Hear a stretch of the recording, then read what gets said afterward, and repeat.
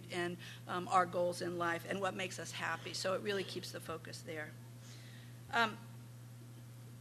As we look at these horrible cuts in services, it does become a question about how are we going to get by.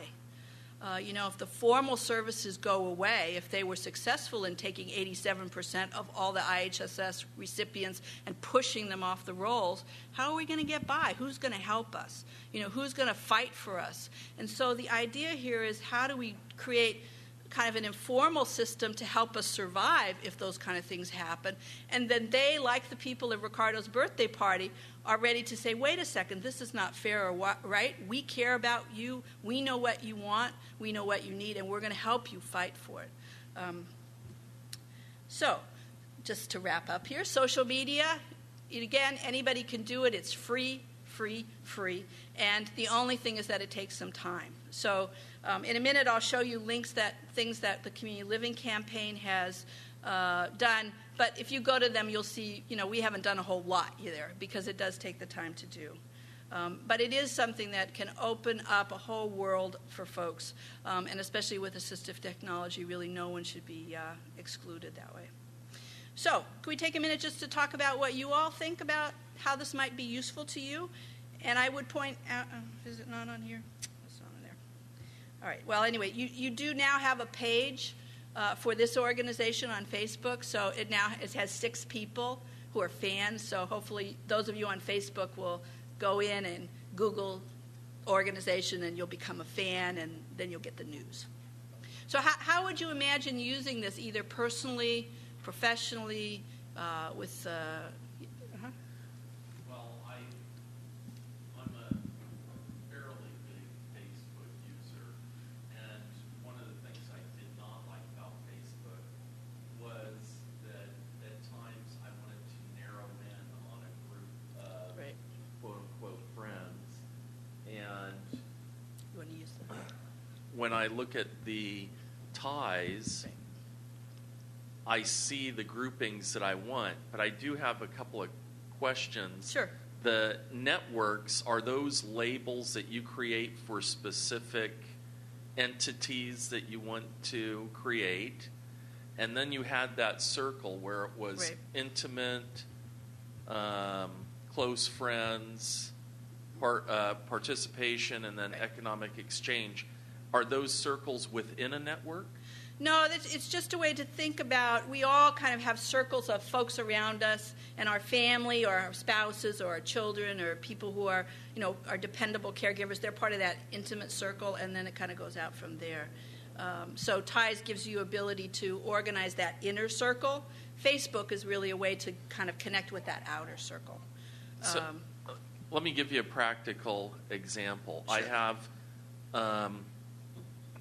of course, my personal relationships, family, close friends. I have professional ties as a center coordinator for an independent living center. And then I'm also have what I call ministry or religious ties, because I'm also a deacon in the Catholic Church.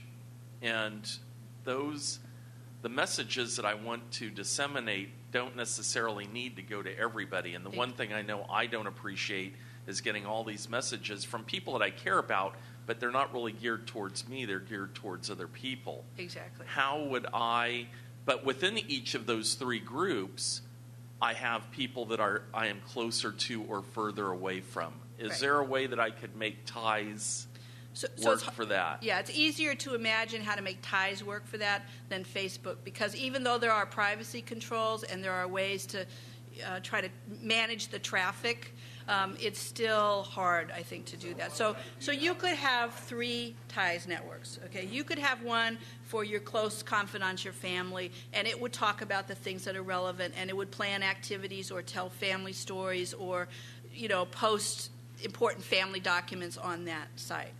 You might have one professional, and really what I would encourage is, if you had staff or volunteers, that they actually began to develop networks that did have a person at the center who was a person with a disability, somebody that you, as a leader or a participant in your programs, because I think that's really the way that we ground a movement at where people are and what their story is right now.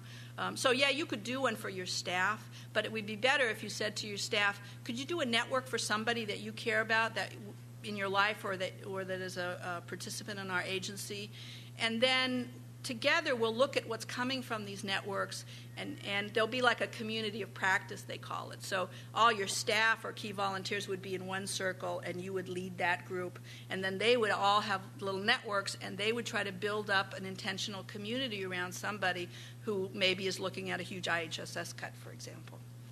Okay? And maybe those people would be willing to write letters and tell stories, too, about how important it is.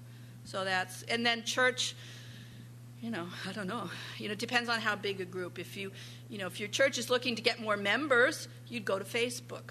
If you wanted to have a deacons group that was really talking about values, then you could use a ties group for that.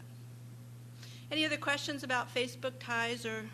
I'm new to hearing about ties, so I want to get on it. How would I get on? How would I become a member?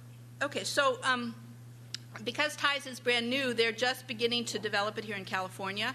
And so there are 13 organizations that will be given sort of startup resources to do a TIES website and to bring up to 50 networks on board. The RFP for that went out, and I think they have 11 of the 13 groups, so there is room for a couple of organizations still in this opportunity. But there are a number of groups that you all may know that are in different parts of the state that are doing this. Northern California Presbyterian Homes, Tool Works, Futures Together, the IHSS Consortium in San Francisco. So there will be some existing organizations. And then there's the Community Living Campaign. So we'll do a network for anybody who's interested. And at the end of the slideshow and in the packet, you'll see a link to us. And I guess if I move this forward, you'd see it up on the screen. These are resources you might use. These are all of our sites, some of which are functional and wonderful, and some are kind of new. But this is how you'd find me. So if anyone is interested, I'll just follow up if you send me an email, marie@sfcommunityliving.org, and I'll follow up and we'll figure out. We're doing a whole series of trainings on ties in the libraries of San Francisco in March. But I could come out and do this, or we could even do it on the web, because technology is wonderful. So I could stay here, you could be there, and we all get on a computer, and I actually can, talk and move things around on your computer. It's kind of cool. Okay, any other questions? All right, so if folks are interested, at this break and over lunch, probably till about 2 o'clock, I'll be here. And there are a couple of computers in the back, so if folks want to look at ties or get a little help with their Facebook page, I could hang out by those computers. And I brought my Mac, so if you're a Mac user, we'll have one Mac there for you. Okay? Sure.